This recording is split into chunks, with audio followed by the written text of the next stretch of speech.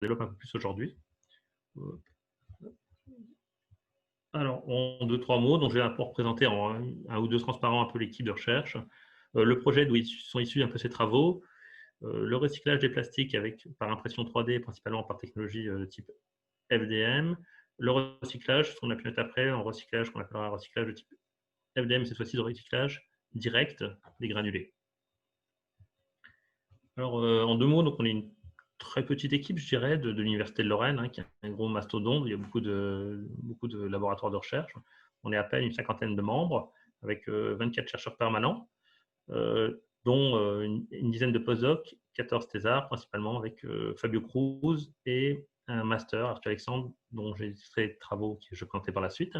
Alors, pour ma part, moi je suis mécanicien, donc j'ai fait beaucoup de numérique auparavant, puis j'ai intégré cette équipe qui est beaucoup plus multidisciplinaire. Donc, l'équipe est vraiment très multidisciplinaire au sens où sur 24 permanents, on a 8 sections CNU qui sont représentées. Donc, c'est vraiment une équipe qui est très à l'interface, qui a tendance à aller, bon, chimie, mécanique, informatique, aller vraiment vers des problématiques industrielles et à viser vraiment des TRL assez élevés au niveau des problématiques traitées. Donc, on a aussi une plateforme de recherche sur laquelle on fait tous nos travaux de fabrication additive directement. Alors, au niveau de l'équipe, alors ça donne quoi? Ça donne vraiment des secteurs d'activité, de recherche et thématiques de recherche très diversifiés, hein. On va aller des villes intelligentes avec Cher, aux énergies renouvelables, un projet européen, des travaux sur l'industrie 4.0, où on va être sur la transformation digitale, sur l'impression 3D, avec une chaire avec Airbus et aussi un projet européen qui nous finance en partie dans les travaux que je présentais. Et enfin, aussi des aspects sur l'économie circulaire, avec des travaux principalement financés par la région.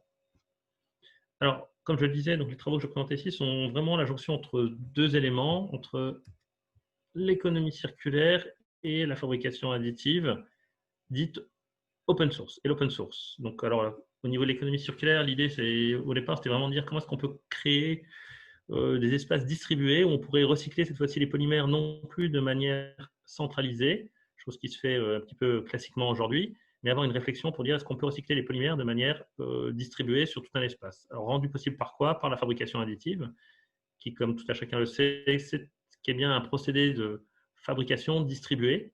Donc, l'idée, c'est vraiment de créer un circuit distribué de recyclage afin de fournir de la matière première à travers une économie circulaire pour les imprimantes 3D. Donc, ce projet, on l'a surnommé le Green Fab Lab depuis quelques temps. Alors, partant de ce constat, donc au niveau des polymères, si on revient un peu sur les polymères, pour ma part, on les a vraiment classés en deux types. Donc, un premier qui est vraiment une réaction thermique et l'autre côté, une réaction plutôt chimique. Donc, d'un point de vue recyclage, on se rend vite assez compte que toute cette partie-là, hein, ce qui est principalement photopolymérisation ou ce type de procédé qui va entraîner thermodure, est très difficilement recyclable au sens où on aurait le recycler. Donc, on n'a pas du tout considéré cet aspect-là. Donc, on s'est plutôt concentré sur les parties où on a des procédés type que l'extrusion de matériaux, le jetting ou la fusion, donc le frittage de poudre. Alors, il faut que je reprécise un ou deux points. Donc, on est vraiment parti du principe de dire que voilà, il y a la fabrication additive, mais nous, on est vraiment parti sur le côté fabrication additive open source. Dans quelle mesure? Aujourd'hui, c'est ce qui a rendu vraiment la fabrication additive visible par le grand public et qui permet aussi une entrée non seulement certes au niveau du grand public, mais aussi au niveau de la recherche. Parce que beaucoup d'appareils qui sont utilisés maintenant au niveau de la recherche sont issus de la fabrication additive open source. Suite à quoi? Suite à des brevets qui sont tombés les uns après les autres, hein, principalement le premier en 2009 pour le FDM. 2014, après on a vu tout ce qui était photopolymérisation, 2016 pour tout ce qui est frittage de poudre, et 2019 pour le binder jetting. On n'a pas encore tout à fait les retombées au niveau grand public, ni la chute de prix, au niveau des machines. Donc, partant de ce principe, on a donc évité le binder jetting, qui est principalement des cols, la photopolymérisation, puisqu'on est vraiment sur des thermodures, et on s'est concentré sur les deux qui nous donnaient le plus d'opportunités. C'était tout d'abord le procédé FDM à travers l'extrusion de matériaux. Alors, l'avantage qu'il a, c'est que c'est un des procédés qui est le plus connu aujourd'hui, qui est le plus utilisé, puisqu'il y a plus d'1 million d'imprimantes dans le monde. Il a un côté open source, c'est-à-dire qu'il permet vraiment une fabrication distribuée, donc il présente un gros potentiel au développement de ce type de recyclage à des échelles justement assez réduites, mais très localisées. partant de ce constat, donc on a un peu défini un peu qu'est-ce qu'était qu'un processus de recyclage global de matériaux pour l'impression 3D. Donc, alors on a créé un peu l'ensemble de la boucle. On a travaillé un peu sur l'ensemble des parties, mais si je me concentrais principalement sur la partie plus, je dirais, mécanique. Donc, et qui dit impression dit aussi la conception, soit du filament, soit des particules qu'on va mettre en amont. Donc, c'est ce qu'on a commencé à faire. Et on a évité, dans un premier temps, on a commencé à travailler non pas sur une boucle complète réelle, c'est-à-dire avec des plastiques qui seraient issus de déchets, c'est-à-dire des plastiques qui seraient déjà souillés, qu'il faudrait d'abord retraiter. Mais on est parti d'abord dans un petit cycle en disant ben, on va partir sur un cycle plutôt propre. On va regarder déjà la possibilité de recycler de la matière, des thermoplastiques, à travers l'impression 3D et si c'était intéressant, c'était viable ou pas comme méthode.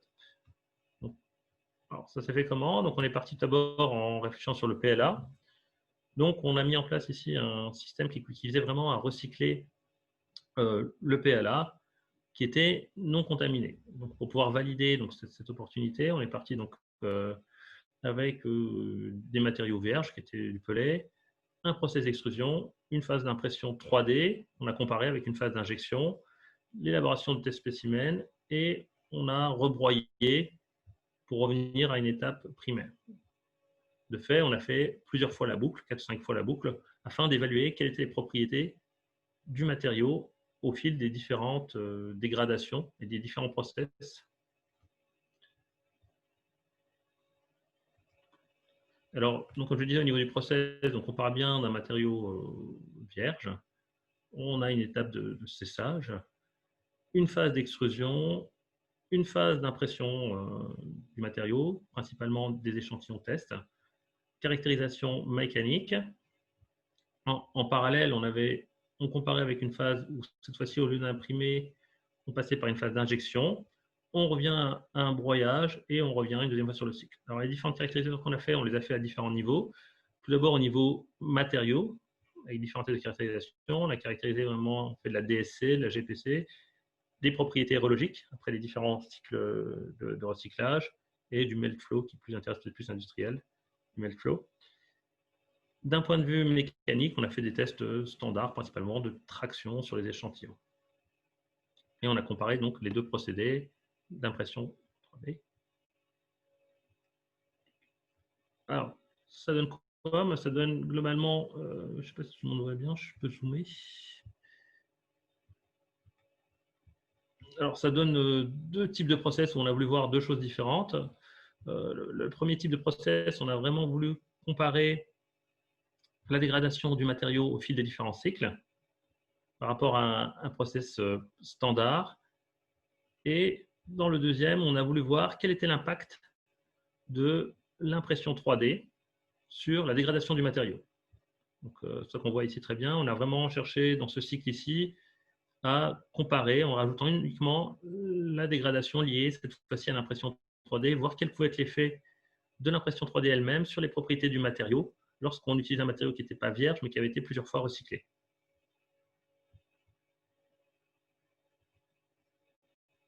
Alors, au niveau des caractérisations principalement rhéologiques, donc on a pu voir mettre en œuvre en fait, suite aux différents cycles de recyclage, la réduction principalement des différents facteurs, hein, des viscosités principalement, au niveau des différents, au bout d'un certain nombre de cycles, au bout de 5 cycles.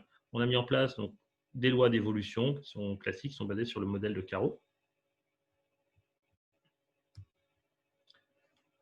Au niveau mécanique, donc, on s'est intéressé cette fois-ci, on a imprimé donc, les différents échantillons après plusieurs cycles et on a regardé quelle était l'évolution des propriétés et ce dans deux directions, 0,90, 45, 45, l'évolution des propriétés suite aux différents recyclages, différentes boucles de recyclage qu'on avait effectuées.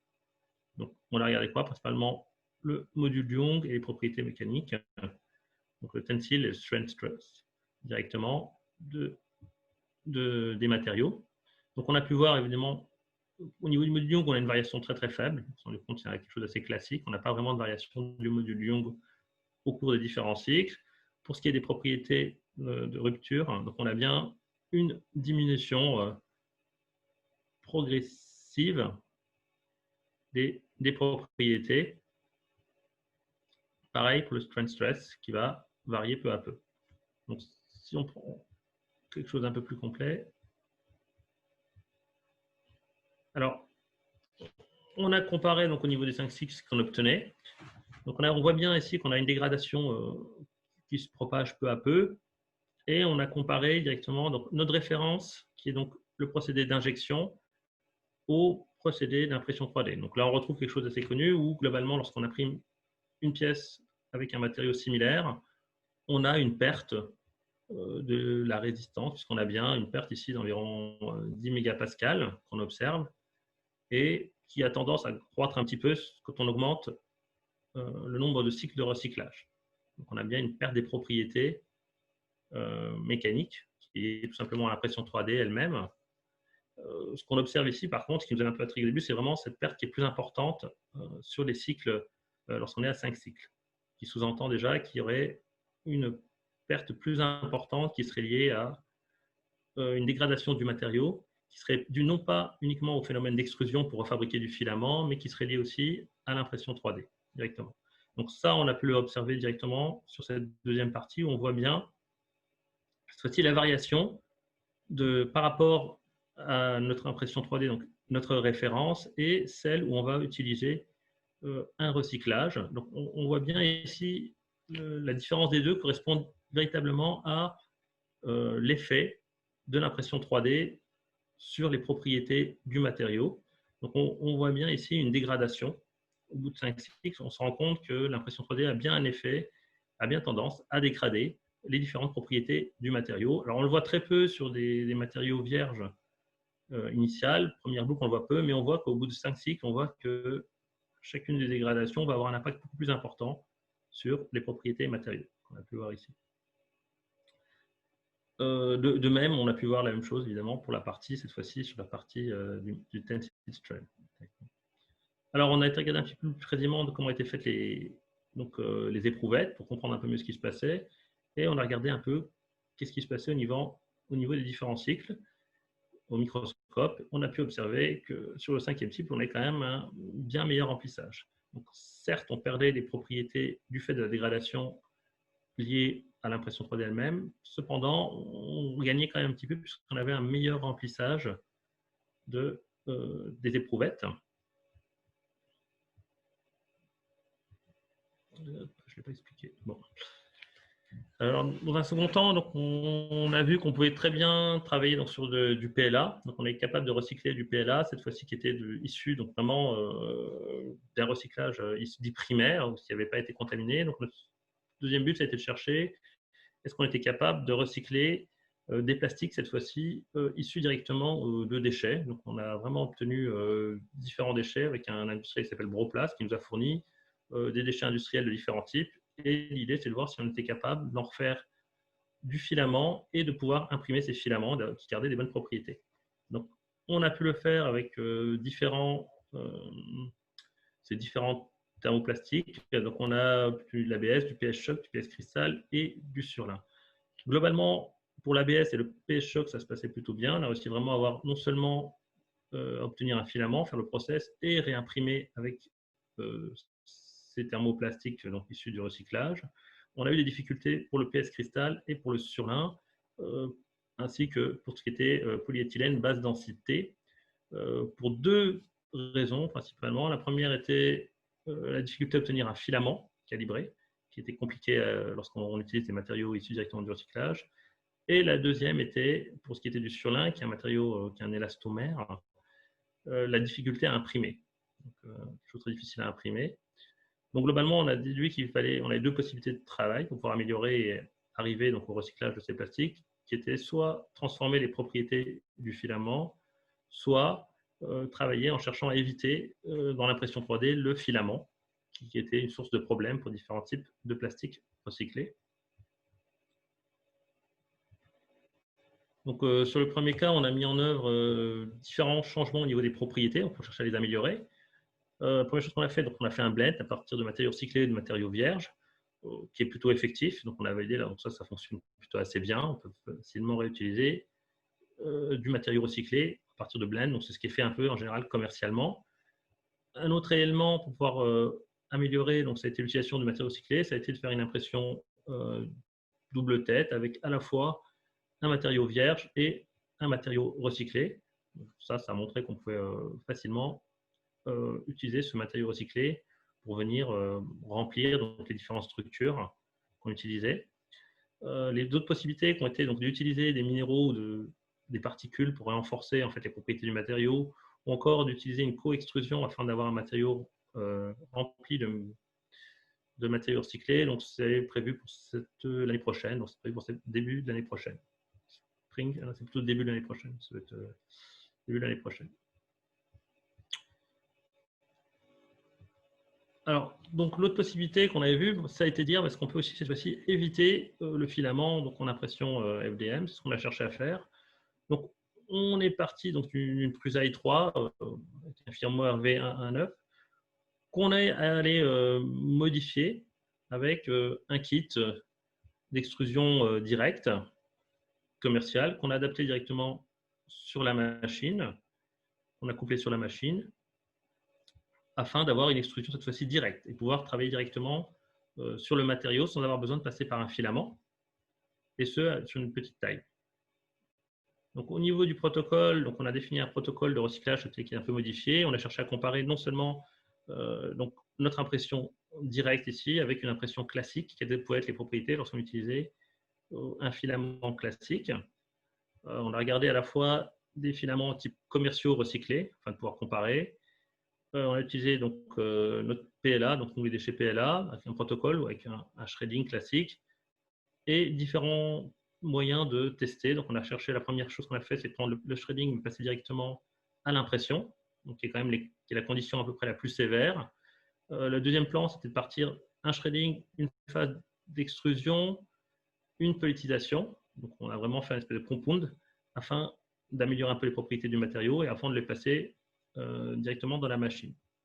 Et enfin, la troisième, c'était directement de voir comment cette machine réagissait lorsqu'on utilisait des pellets de type commerciaux vierges. Alors, l'évaluation, on l'a fait de deux types. On a fait une première évaluation qui est principalement de type pour la qualité de ce qu'on obtenait, puisque ce n'est pas un procédé qui est très classique. L'impression directe reste encore, je dirais, quelque chose d'encore un petit peu très peu vraiment développé, surtout sur des petites machines. Aujourd'hui, on a vu ça sur des grandes machines, mais sur des petites machines, il n'y a pas vraiment encore de travaux sur l'extrusion et l'impression directe. Donc, on a regardé un petit peu principalement l'imprimabilité à travers ces deux types d'échantillons et les propriétés matérielles avec le test classique, des tests classiques mécaniques. Alors,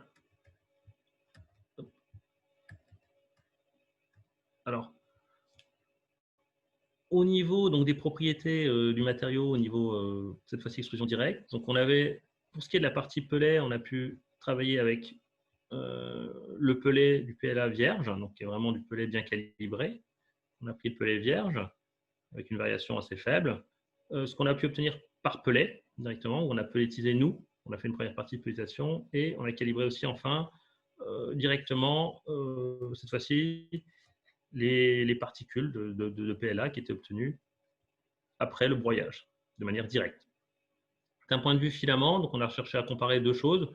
Donc, le filament qui était un filament commercial, obtenu commercial, qui est relativement de bonne qualité, avec une faible variabilité, et un filament qu'on a fait faire maison, à partir d'une extrusion, où on a cherché à obtenir un filament à peu près semblable, à partir cette fois-ci d'une extrusion faite localement. Donc, comme les deux, l'effet important ici, c'est bien évidemment le diamètre. Donc, on a observé directement comment varier le diamètre tout au long des différentes bobines. Alors, au niveau de l'imprimabilité de ce type de technique, l'idée, c'était d'abord de trouver, ce qui a été difficile, c'est vraiment de trouver les paramètres sur ce type de technique granulaire. Autant sur, je dirais, l'impression type filament, on a des paramètres qui sont bien rodés. On est sur des machines type Rise 3D, etc. On est vraiment où on a des machines où vraiment les gammes sont bien définies. Sur ce type d'approche, ce qui est plus difficile, c'est bien de définir les paramètres d'impression en fonction des différents paramètres variables. Donc là, on a bien considéré trois effets, donc la température de la buse, et ventilateur, ce qui a un effet très important, puisqu'il y a bien un refroidissement en fait, sous cette buse, et la vitesse d'extrusion. Donc, on a défini un petit peu les différents types qui étaient possibles d'utiliser, ainsi que l'erreur au niveau des dimensions et la qualité d'impression à travers ces deux types de tests.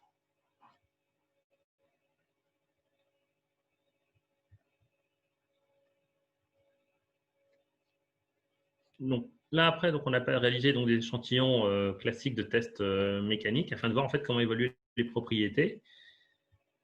Donc, au niveau du module Young, donc on est près très semblable. Là, c'est au niveau de la partie filament. On a bien des propriétés semblables, qu'il s'agisse du matériau commercial ou du matériau qui a été recyclé localement, hein, chez nous directement. Pour ce qui est au niveau des pelets, donc on a pu observer qu'il y avait une augmentation moyenne du module Young lorsqu'on considérait la version pelletisée, qui augmentait le module Young. La version granulaire est légèrement un peu entre les deux, et la version vierge est celle qui a les propriétés les plus faibles, plus basses.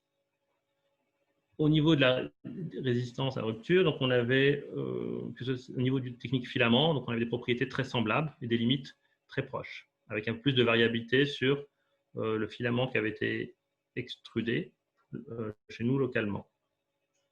Au niveau particules, ce qu'on obtient, on a de la même manière, on a une limite qui est un peu plus grande que ce qu'on avait obtenu précédemment avec des filaments.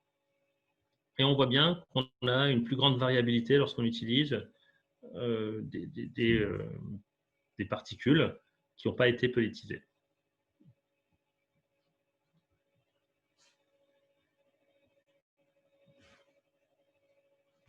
Alors, donc après, on a été comparé justement pourquoi il y avait une variabilité de ces différentes propriétés. On a été regardé directement sur les différents spécimens, la masse des différents spécimens. Donc, on a pu obtenir vraiment une relation directe liée à la masse, qu'il s'agisse de la technique en type filament, où on comparait directement le commercial ainsi que ce qu'on avait pu obtenir au niveau du Fab Lab chez nous, ou sur la partie printing direct, à partir de pellets, on avait aussi une relation directe qui était liée en fonction de la masse liée directement à notre résistance à rupture.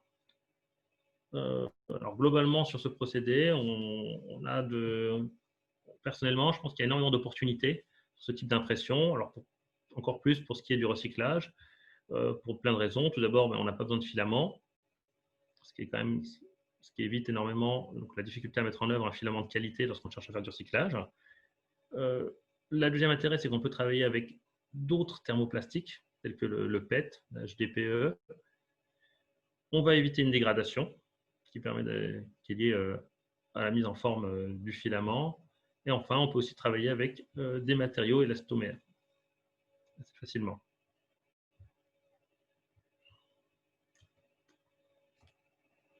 Alors, en conclusion, donc on a travaillé sur ce projet sur différentes choses. On a travaillé principalement tout d'abord sur évaluer les propriétés du PLA après différents cycles de recyclage.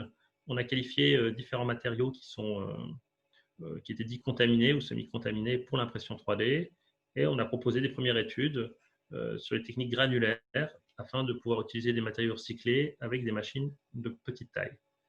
Au niveau des perspectives, donc là, on va acquérir prochainement une Gigawatt XL pour travailler sur le recyclage, cette fois-ci non plus sur des petites machines, mais sur des grandes tailles, sur des impressions de grandes structures. Et on envisage aussi de travailler sur le frittage de poudre open source à travers une ShareBot, toujours pareil pour le recyclage en collaboration avec des collègues du LRGP qui ont mis au point un procédé pour développer de la poudre calibrée de différents matériaux.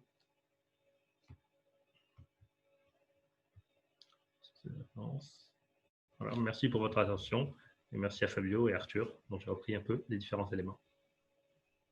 Merci beaucoup. Hakim, alors c'est le moment des questions. Qui veut commencer?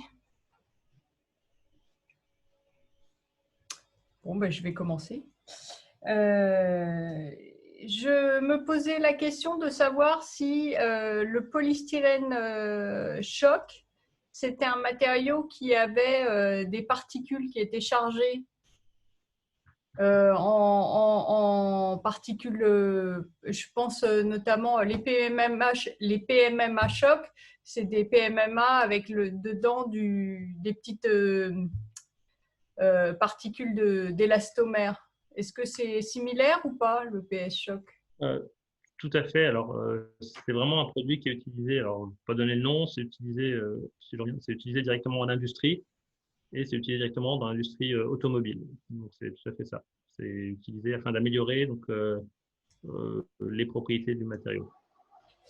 Et ceux-là, vous les avez fait en pellet là, ou c'est que pour les filaments? Ah, on les a fait que pour les filaments, sachant qu'on a eu, pour donner une idée, en fait, on a eu des petits soucis filaments, donc qui apparaissent pas ici, on a eu des petits soucis parce que certains des matériaux qu'on a utilisés étaient chargés avec des parties métalliques. On s'est retrouvé avec une vraie difficulté, puisque dans l'extrusion, on a détruit un extrudeur en utilisant ce type de matériaux qui venaient directement de l'industrie et qui avaient qui étaient déjà des composites qu'on ne nous avait pas spécifié au départ. Et on les a fait principalement en filament. Justement, l'intérêt de notre technologie serait d'éviter ce type de désagrément en cours de process. Ok. Y a-t-il une autre question? Alors, moi, j'ai une deuxième question. J'ai vu que tu utilisais quelque chose qu'on n'utilise pas souvent en mécanique des matériaux, c'est les boîtes à moustaches. C'est souvent, en revanche, les biomécaniciens qui n'ont pas beaucoup de données les utilisent, parce qu'il y a un côté statistique. Finalement, vous avez fait combien d'essais à chaque fois pour le comportement mécanique? À quel niveau? En général, Ouais, en général. en général 8. Ah ouais, c'est quand même pas mal. Ah, ouais, en général, la plupart sur le direct printing, c'est 8. Oui, entre 8 et 10. C'est minimum 8. Donc, en général, c'est minimum 8. Ok. L'idée, c'est vraiment d'avoir quelque chose qui est le plus reproductible. Que pour donner une petite nuance, ici, on a vraiment cherché à travailler sur des machines qui sont dites euh, open source. Donc, c'était des machines dont on n'était pas sûr au début, parce que je ne vais pas présenter ça aujourd'hui, mais il y avait une vraie, on n'était pas sûr de la viabilité, reproductibilité et de la gradation, si elles étaient fiables d'un point de vue reproductibilité. Donc, on a pu grader en fait ces machines, puisqu'on sait qu'on a un intervalle tolérant, on a un IT de 14. Donc, ce type de machine, c'est ce qu'on a vérifié au départ, avant avant de pouvoir les utiliser directement. Et si on doit retenir quelque chose, si j'aurais tendance à retenir ça, est-ce que tu peux me dire, si j'ai bien compris, finalement au niveau des filaments sur les thermoplastiques, bah, ça se recycle plutôt bien. En revanche, sur la technique poudre, c'est un petit peu ce qu'avait dit tout à l'heure Alexis, c'est-à-dire que la, la forme des poudres, l'homogénéité, la viscosité fait que le recyclage il donne des résultats qui peuvent être un peu moins bons si on… Ah, tout à fait, je suis tout à fait d'accord. C'est pour ça qu'aujourd'hui, on va travailler avec des collègues du LRGP. Il y a une thèse qui a déjà été financée par Arkema d'ailleurs, il y a peut-être 4-5 ans, où globalement, ils ont travaillé sur la mise en œuvre d'un process pour améliorer cette qualité des poudres qui serait issue du recyclage à travers un procédé qui est à la fois extrusion, qui est une extrusion où on va apporter du CO2 et passer par une phase d'explosion où on va obtenir des particules. Donc, ils ont mis en place ce type de procédé, c'est ce qu'on va utiliser. Donc, c'est vrai qu'au jour d'aujourd'hui, c'est 10%. Après, l'idée, c'est de pouvoir justement monter cette fraction de réutilisation des poudres et d'avoir une bonne qualité de poudre, hein, puisque c'est ce qui fait toute la qualité de l'impression après. Donc, cette régularité et cette uniformité des poudres. Ok. Une dernière question. Ok, moi j'ai une dernière question. Je monopolise la parole puisque quand vous faites les filaments, quand vous faites les filaments à partir de produits qui a déjà été, on a vu, vous faisiez 5 cycles. Oui. Ce filament, en fait, il n'est fait qu'à partir de matériaux qui a déjà subi 5 cycles, par exemple. Il n'y a pas un mix Ah, avec une tout partie à du… fait.